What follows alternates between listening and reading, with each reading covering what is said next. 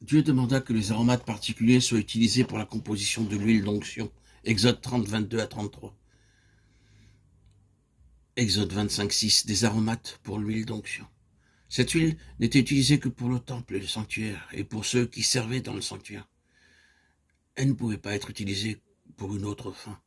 Des aromates comme la myrrhe, le cinnamon, le roseau aromatique et la casse furent utilisés, ainsi que de l'huile d'olive. Dans le Cantique des Cantiques 4, 12 à 16, l'Église est comparée à un jardin où croissent ces aromates.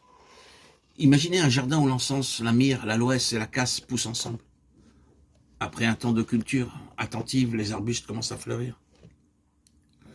Puis le vent du nord et du sud, se mettant à souffler, font exhaler le doux parfum de ces aromates mélangés, procurant une grande joie aux promeneurs.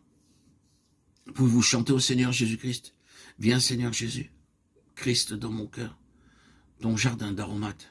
Si vous ne vivez pas une vie à la gloire de Dieu, le Seigneur ne sent aucun aromate en vous. Mais si vous menez une vie qui lui plaît, alors, comme ce jardin d'aromates, votre cœur peut lui procurer de la joie. Nous lisons dans 1 Corinthiens 3, 9 que nous sommes le champ de Dieu, le jardin de Dieu. Et dans 2 Corinthiens 2, 14 à 16, que nous sommes pour Dieu la bonne odeur de Christ. C'est ainsi que nos vies devraient être, afin que lorsque notre Seigneur Jésus-Christ marche dans ces jardins, il puisse sentir leur parfum. Des aromates pour le parfum odoriférant. Exode 25, 6. Les aromates entraient aussi dans la composition du parfum odoriférant. Lisez les instructions se référant à sa préparation dans Exode 30, 34 à 38.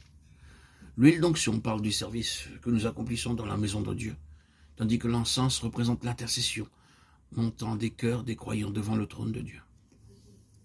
Dans le sanctuaire de Dieu, l'encens brûlait nuit et jour sur l'autel d'or, placé dans le lieu saint. Que ma prière soit devant ta face comme l'encens, et mes mains tendues comme l'offrande du soir.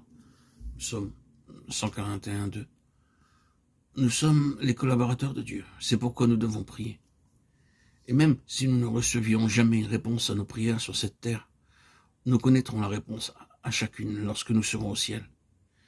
Il n'y a aucune prière qui restera sans réponse. Le souverain sacrificateur devait tout d'abord brûler l'encens devant le siège de miséricorde, le propitiatoire, Lévitique 16, 12 et 13. Puis le sang y était aspergé, Lévitique 16, 6, 15 et 16. Tout ceci était un type, une ombre du sacrifice du Seigneur Jésus-Christ.